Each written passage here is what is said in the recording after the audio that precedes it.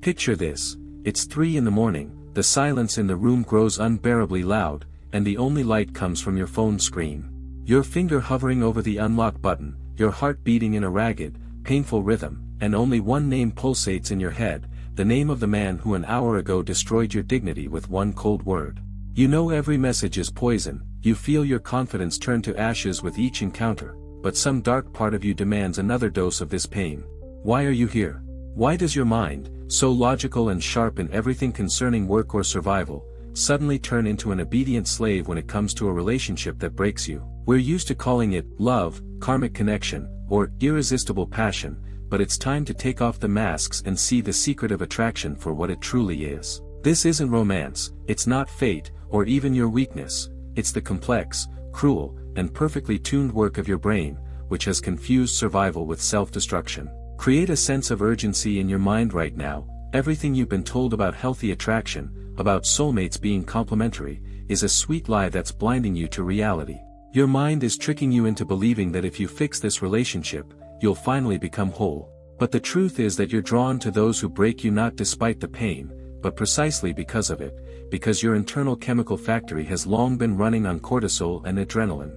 Myth and big idea: we collectively believe in the old belief that we're attracted to people who are right for us. I'm debunking this myth here and now. We're drawn not to those who are compatible with us, but to those who most effectively activate our old, unhealed wounds and bring our emotions to a boiling point. Your brain doesn't seek happiness, it seeks a familiar scenario, even if that scenario ends in your death, because in that chaos it feels alive. Insight number 1, emotional casino, the intermittent reinforcement trap. Imagine a gambler at a slot machine. If they won every time, they'd get bored after 10 minutes. But precisely because they lose 9 times out of 10, that one lucky win triggers such a powerful surge of dopamine that they're willing to sell their shirt for the next spin. In a relationship with someone who breaks you, the same thing happens. Their coldness, their neglect, and their cruelty are your losses, making rare moments of warmth incredibly precious. Your habits of responding to your partner's coldness by trying to earn love aren't kindness, they're biological addiction. When they suddenly smile after a week of silence, your brain receives a powerful neurotransmitter hit that's more powerful than any drug. You don't love this person, you love the chemical chaos they create in your body. This dark mechanic turns your thinking into a hostage of expectation. You live not in reality, but in the short intervals between the lashes of the whip, hoping for a tiny piece of sugar. Understand one thing: the less predictable your partner's behavior, the stronger your attraction. Psychology calls this intermittent reinforcement.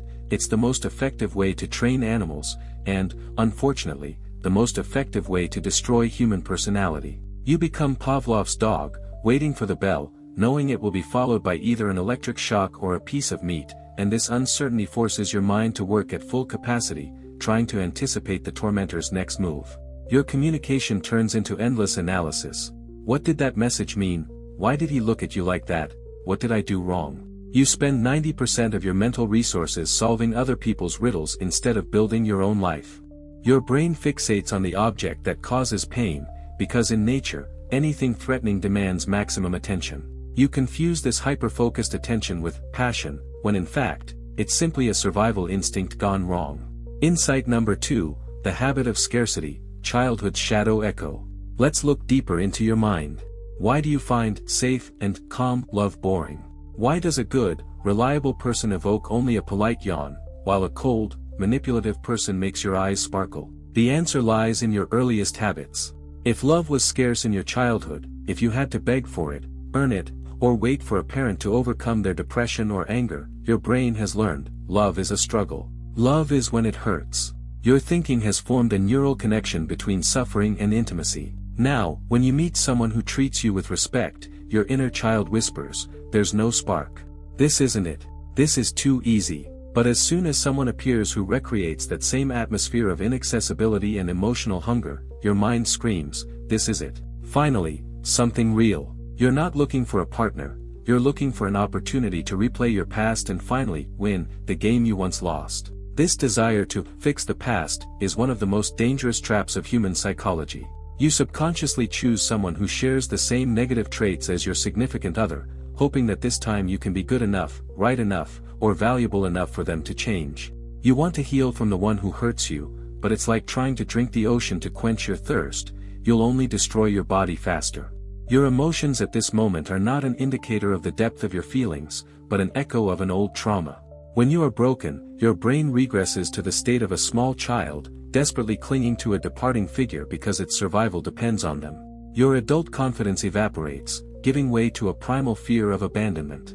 It is this fear that you mistake for the incredible power of your attraction, although it is simply the agony of your ego. Insight number 3, the illusion of power through pain, ego on fire. There is another dark reason why we are drawn to destroyers. When you are with someone who doesn't appreciate you, your ego enters into a fierce battle for survival. You think, if I can make this person love me, then I truly possess incredible power. You turn another person into a trophy, a confirmation of your own exceptionalism. Being loved by a difficult or cruel person gives you a false sense of superiority. Your mind plays a dangerous game. The more you are devalued, the higher the stakes. You begin to believe that your value depends directly on whether you can break through your tormentor's wall of indifference. This becomes an obsession. You stop seeing the real person in front of you, their flaws, their lies, their limitations. You see only a fortress you must conquer to prove your worth. This isn't love, it's a battle for self-esteem on someone else's turf, where the rules aren't yours. But the irony is that this battle is unwinnable. Even if you win this person, your attraction to them will instantly disappear because the challenge to your ego will be gone. You don't need this person, you need affirmation of your power, which they don't give you. It's an endless cycle of self-sabotage where you ruin your life for the illusory approval of someone who is deeply broken and unable to give you anything but a reflection of your own pain. Your brain is in a constant state of stress at this time. High cortisol levels narrow your field of vision, you stop noticing opportunities, friends, and the joys of life. Your entire world shrinks to the size of a single room where you communicate. You become addicted to the adrenaline rush, from the terrifying plunge into the abyss of rejection to the euphoric high at the slightest sign of attention. Your body wears out, your nervous system is exhausted, but you continue to call it crazy chemicals. Let's be honest, this chemical is the smell of burning in your house. It's a signal that your inner boundaries have been burned to the ground. People who break us have a unique talent for finding those very gaps in our psychological defenses that we ourselves might not be aware of. They enter our lives as saviors, as those who finally understand our depth, but in reality, they simply use our emotions as a tool for their own stabilization. Your mind absorbs their lies because they seem so familiar. When they say, "You're too sensitive," or "No one will love you like I do," your old habits make you believe them. It's a form of psychological hijacking, where the abuser becomes your only source of truth. Your confidence in your own sanity begins to waver. You begin to test reality through their eyes, and this is the moment when you finally lose your power. Why don't you leave? Because your brain fears withdrawal. Leaving such a partner is physiologically identical to quitting heroin. You will feel physical pain, insomnia, nausea, and obsessive thoughts. Your mind will feed you only good memories, ignoring the hours of humiliation and tears. It's a defense mechanism that tries to return you to the source of dopamine reward, even if that source is toxic. You feel like you're dying without this person, when in fact, you're dying with them. Now, as you stand on the ashes of your old confidence, as you see how your brain has been deceived by its own chemistry, the most crucial moment arrives, the moment of break. You must acknowledge that incredible pull you feel is not the call of your soul, but the cry of a starving dopamine receptor. Your mind now resembles a broken mechanism, continuing to spin in the void, trying to cling to the illusion that is destroying it. But it is precisely in this point of absolute awareness of your vulnerability that your true power is born. Realize the dark truth about your current state: you are not simply in love, you are in a state of psychological paralysis. The one who is breaking you has, intentionally or subconsciously, built a prison of unfulfilled expectations and guilt around your consciousness. Every action you take, every attempt to establish communication, is merely a test of the strength of the bars of this cage. You're waiting for permission to be happy from someone who's interested in your suffering, because your suffering guarantees their control over you. The myth of salvation: we've been taught that if we love deeply enough, we can heal another person. This is a trap that ruins millions of lives. You can't fix someone who finds pleasure in being broken. Your mind expends colossal energy on a project that's doomed to failure. You're trying to build a castle on a swamp, and the more effort you put in, the deeper you sink into the quagmire of someone else's pathologies. Insight number 4, inner sovereignty, reclaiming the throne. Your first step to freedom isn't a heart-to-heart talk or a search for compromise. It's a radical cessation of all communication that fuels your addiction. Your brain will scream, it will beg for a final farewell, for clarification of the situation. But you must understand, every word spoken to the one who is breaking you is a new thread tying you to their will. Silence is your only weapon. When you fall silent, a detox begins. Your emotions will fluctuate between rage and unbearable melancholy. This is the time when your thinking must become cold and surgical. You must view your attraction as a virus trying to survive by taking over your body. Every time you want to text or check their social media, remind yourself, it's not you who want it, it's the virus. Your job is not to feed it. Understand one important thing about attraction, it dies in a vacuum. The manipulator thrives on your reaction, whether good or bad. As soon as you become a gray stone, as soon as your face stops reflecting pain or joy when you meet them, their power over you begins to evaporate. Your mind gradually returns from exile. You begin to see the world not through the prism of their approval, but through your own needs and goals. Insight number 5, reactive clearing, rewiring your neural networks. Your old habits of seeking pain must be replaced with new habits of seeking peace.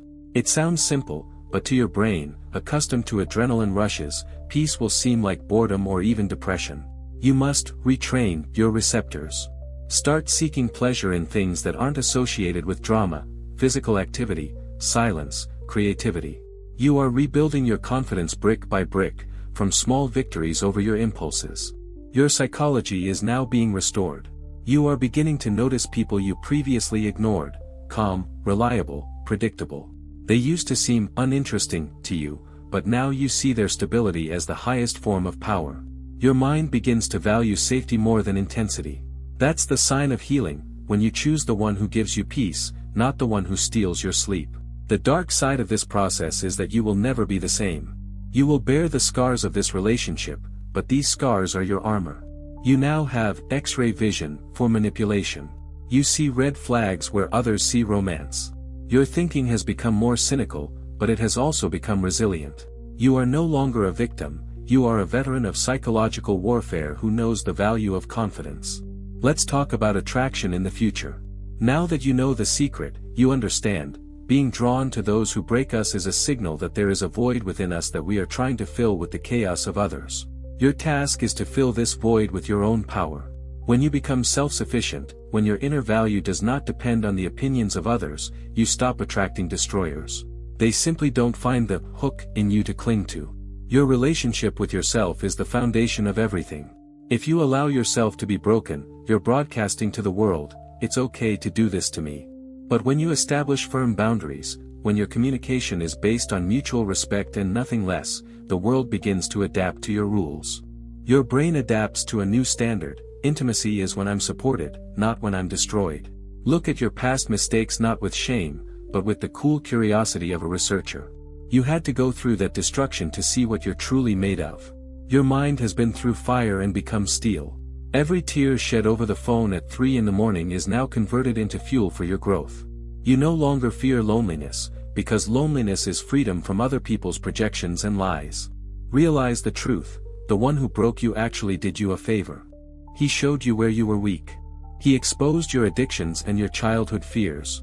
Without this painful experience, you would have continued to live in the illusion of your own invulnerability. Now, your confidence is based not on a naive belief in the goodness of the world, but on the knowledge of your ability to survive and recover in any conditions. Your thinking must now be focused on creation. Stop analyzing the past, stop trying to understand why he did it. It doesn't matter. What matters is what you are going to do now. Your mind is the most powerful tool at your disposal, and now you have finally taken control. Don't waste a single second of your attraction on those who are not worthy of your presence. Your new attraction will be different. It will be calm, deep, and powerful. You will begin to attract equally strong and conscious people who value clarity and honesty. Your relationships will become a place of strength, not a battlefield. This won't happen instantly, but every step you take away from the destroyer brings you closer to this future. Remember, dark psychology only works when you're unaware of it. Now that you see the mechanisms of your attraction to pain, they can no longer control you. You see the puppeteer, you see the strings, and you hold the knife in your hand. Cut these strings without regret. Your mind deserves freedom. Your heart deserves peace. Your body deserves health. Start right now. Delete numbers, block contacts, throw away things that reek of the past. Create a clean space around you where there is no room for other people's poison. Your brain will resist, but you are not your brain. You are the one observing it. You are the will behind all chemical processes. Express this will. Become the master of your biology. The path to inner strength lies through recognizing your shadow. You've acknowledged your drive for destruction. You've acknowledged your weakness. And in this acknowledgement lies the end of your weakness. Now you know what you're capable of for the sake of love, and you can channel this incredible energy into self-love and your greater goals. Imagine what you'll achieve if you pursue your success as passionately as you pursued your tormentor. Your communication with the world will now be built on your terms. You no longer ask, you choose. You no longer wait, you act. This is the true transformation of human behavior. You've stopped being reactive and become proactive. Your thinking now works for you, not against you. Can you feel it? Your confidence is returning. It's no longer fragile like glass. It's powerful like granite. You've been through hell and back, bringing with you knowledge unavailable to those who've never loved madly or lost themselves. You possess the secret that makes you truly magnetic, the secret of a person who is completely their own master. We're ending this journey, but your new life is just beginning. Don't let old shadows pull you back in. When you feel that familiar itch of forbidden attraction again, simply remember everything we've discussed here. Remember that it's a trap. Remember that you are a warrior. Remember that your power lies in your clarity. The secret of attraction to those who break you is your teacher, but now you've outgrown that school. Step out of the shadows and take control of your life.